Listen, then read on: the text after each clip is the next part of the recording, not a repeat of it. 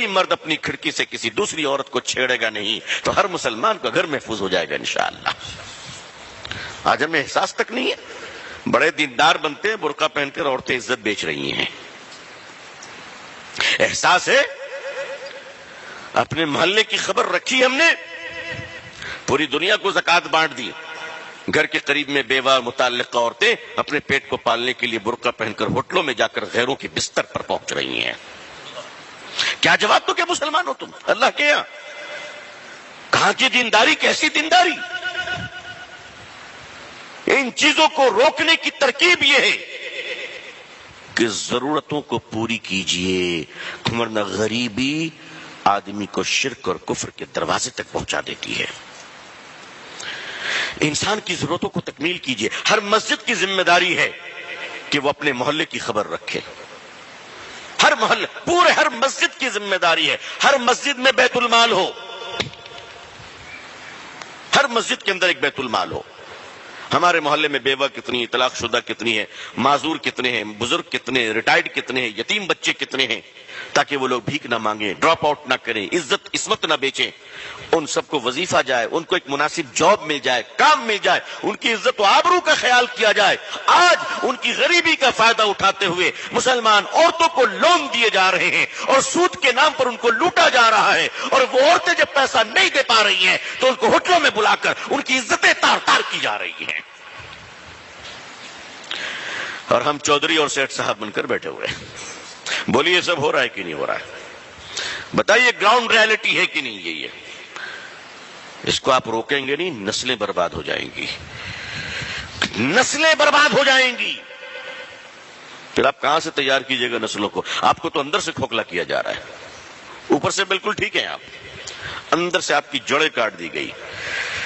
لوگ کہتے ہیں بیٹیاں آج مرتد ہو جا رہی، نعوذ باللہ۔ نہیں، آج نہیں ہو رہی ہے۔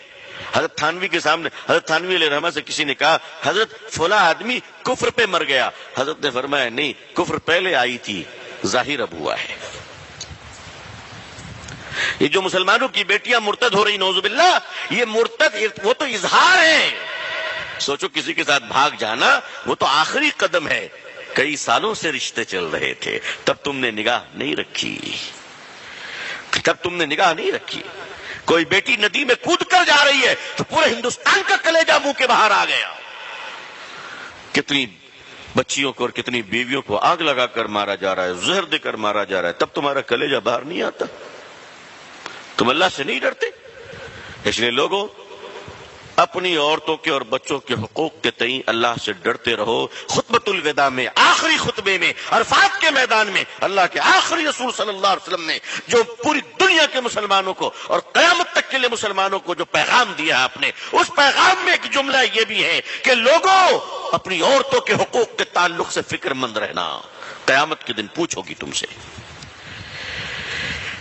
اپنی بیٹیوں کو جائیداد میں حصہ نہیں دیتے، ہاں، 7 حج کر چکے ہیں، 15 عمرہ کر چکے ہیں، بیٹی کو حصہ نہیں دیتے۔ باپ مر گیا تو بھائی حصہ نہیں دیتا، جبکہ باپ کی جائیداد میں بیٹی کا حصہ ہے۔ یہ فیصلہ مولوی کا ہے یا اللہ کا ہے؟ بولو بھائی، اللہ کا ہے۔ یہ شریعت مولوی کی ہے یا رسول اللہ کی ہے صلی اللہ علیہ وسلم؟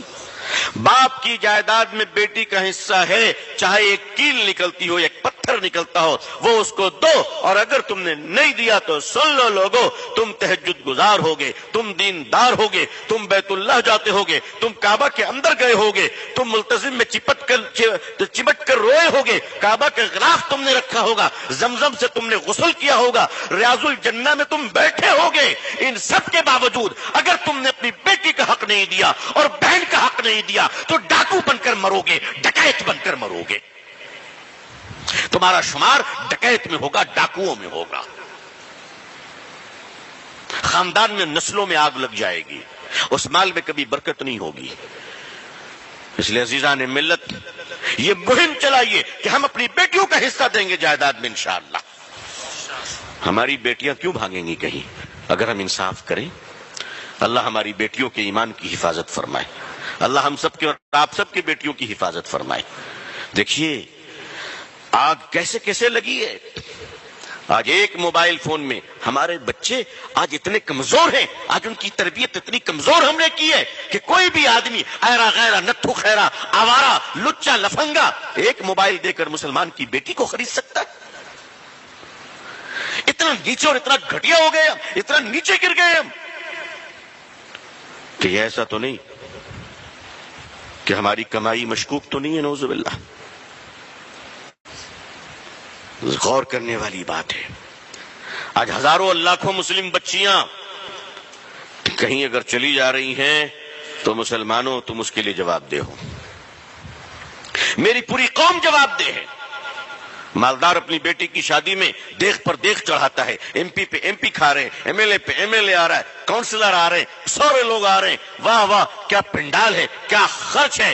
دو دیکھ کھانے جو ہے وہ ضائع بھی ہو گئے، برباد بھی ہو گئے، کھانا پھینکا جا رہا ہے، کھایا جا رہا ہے، گرایا جا رہا ہے. اور وہ پیسوں کی بہتات ہے اور وہ پیسوں کی فراوانی ہے اور وہ دکھاوا اپنے مالداری کا، اور بارات آ رہی ہے اور پٹاخے اور آتش بازیاں ہو رہی ہیں اور بڑے بڑے قیمتی ہال اور ہوٹل لیے گئے ہیں. اور وہیں پر اگر کوئی مسلمان بچی اپنی غربت کی وجہ کر شادی نہیں ہو پا رہی ہے اور اس کا غریب بوڑھا باپ مسجدوں میں کھڑا ہو کر کہتا ہے کہ میرے بھائیوں میری بیٹی کی شادی ہے، مدد کرنے کے لیے مجھے کچھ بھیک میں دے دو تاکہ میں اپنی بیٹی کی شادی کر لوں. جس قوم اور سماج میں ایک مسلمان اپنی بیٹی کی شادی کرنے کے لیے مسجدوں میں بھیک مانگتا ہو، اس قوم کے مالداروں کو ڈوب مرنا چاہیے، ڈوب مرنا چاہیے.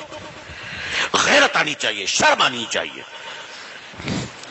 آپ پورے ہندوستان کو پیسہ بانٹو، میں منع نہیں کرتا، لیکن کیا آپ کے احمد آباد کی غربت غریبوں کا خیال ہو گیا؟